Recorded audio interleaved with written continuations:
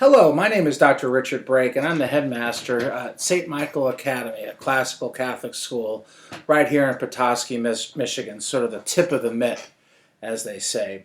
Thank you very much for your interest in our school, where we teach teenagers the truth, beauty, and goodness of the great books of Western civilization and the timeless teachings of the Catholic Church. If you're watching this now, that means you're viewing a message that was recorded during this coronavirus pandemic and the governor's closure order of all live classes. We are very proud of our new website, which contains a whole host of great lessons about how you go about forming the mind, body, and soul of the next generation of Catholic leaders, true ladies and gentlemen in the classical sense. And so I urge you to peruse the site, and if you're interested in learning more, I would love to talk with you about how we can make St. Michael the new home, new school home for your son or daughter, or maybe more than just a couple of kids. But because this pandemic has so disrupted our school year and dominated the headlines, I thought it'd be wise for us not to kind of do the same old thing and just talk a little bit about what we're doing at St. Michael Academy because of the pandemic, and maybe that shows you a little bit about what makes us tick and what makes us different, and we think what makes us better. I guess the first thing to say is that there's a lot of buzzwords coming around because of this pandemic, and one of them is that this is unprecedented. And I guess the first thing to say is that because we teach the length and breadth of Western civilization, Athens, Rome, Jerusalem, Christendom, London, Philadelphia.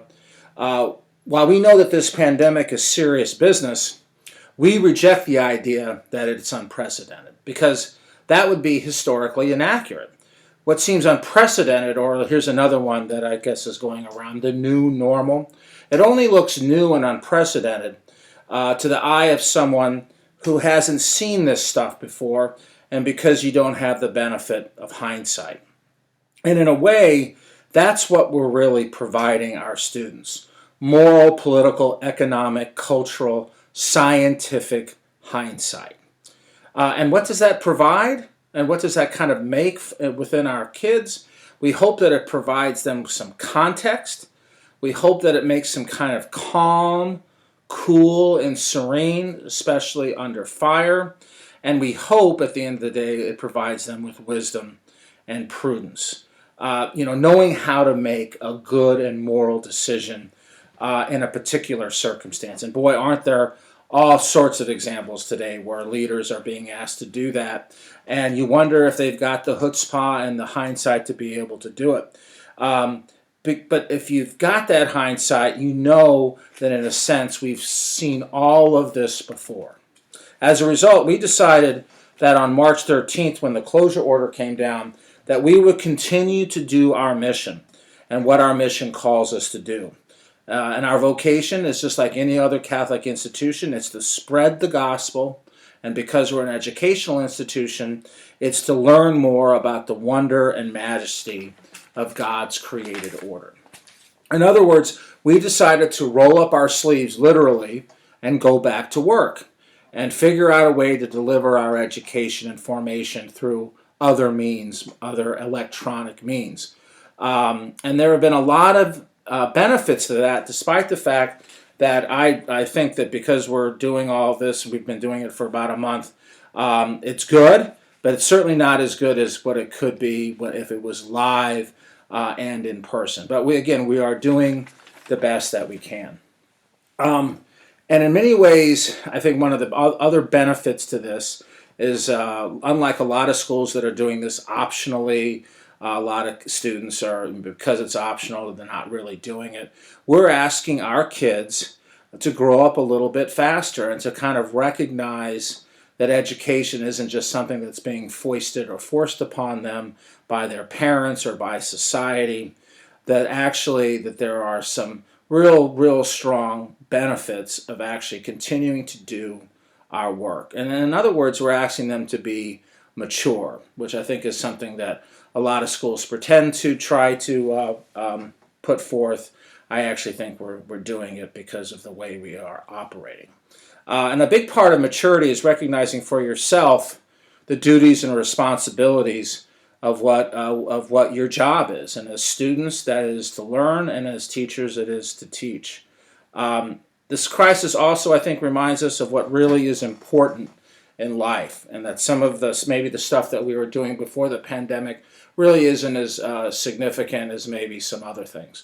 I think we have. I talk about a lot of F's, the three F's. Here's three. Here's two sets of three: faith, family, friends. What's more important than that?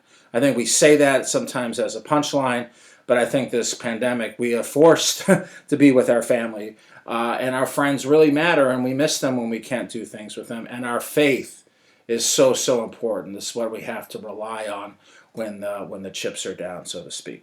Here's another set of three. I think we realize food is pretty important.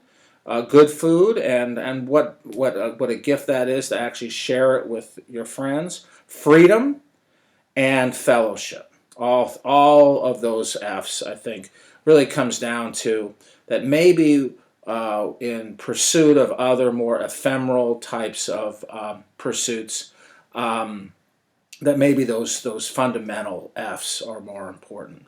We're also reminded of the importance of work. Many folks, of course, have lost their jobs because of this pandemic. We pray that they will be able to be hired back as soon as we can open up safely the economy. But it's a gift to be able to work, and that's another reason why we wanted to continue to educate. And I said this to the students, and I'll say this to everybody listening here.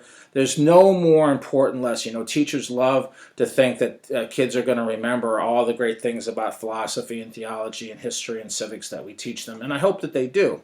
And certainly I hope that they kind of have a passion for the love of learning so they can pick up a topic at any time and be able to appreciate it.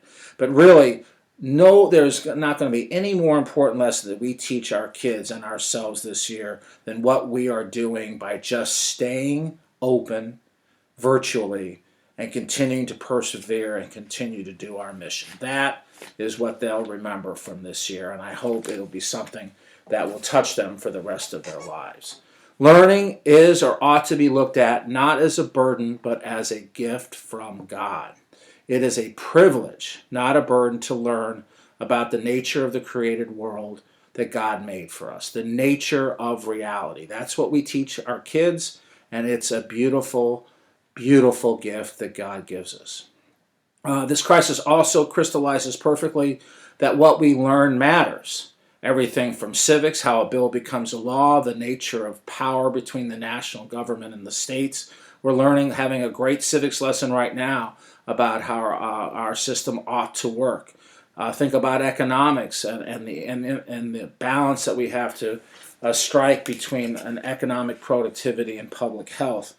Think about history. This is not the first pandemic, folks, and we were actually teaching this with ancient Greece and the Peloponnesian War, that the pandemic that hit ancient Greece, or the Black Death, much more problematic than, not to say that this isn't a big issue for us, but we can get through it because other cultures have as well. What about the importance of science? The ability to have to try to find some kind of vaccine. The ability to do basic mathematical judgments and reasoning. Bending the curve is all about math, but what kind of denominators and numerators do you have going into that particular judgment? All of this has, I think, reminds us that this school is not just babysitting, it's not just daycare, it's just not just crowd control. It's actually pretty important because we want these kids to be leaders. And that's really my point. We're continuing to learn not only because it's a right thing to do, it's an urgent and grave responsibility. We need future leaders who will not panic in the sight of a problem, who will be able to calmly, coolly, with recollection and wisdom, be able to discern what is happening and try to make the best judgment about what should we do moving forward. And that is exactly, it's April 15th right now. Should we open up the economy or not? How long should we wait? These are huge questions, and we need wise leaders, and that's what we're trying to do. at St. Michael Academy. If that sounds good to you, then I really want to hear from you.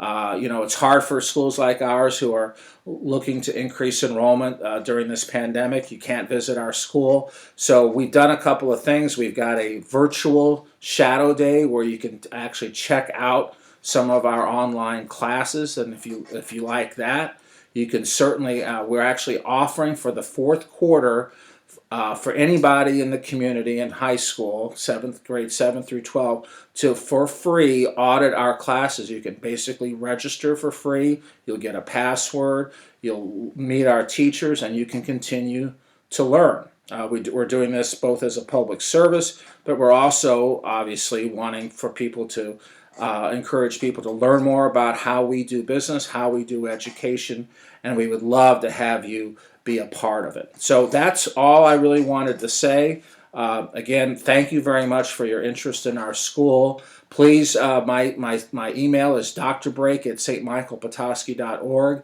Shoot me an email. Would love to talk to you about how we can make St. Michael the future home for your high schoolers. God bless you, and during this Easter season, may the grace of our risen Lord touch all of you during these very difficult times.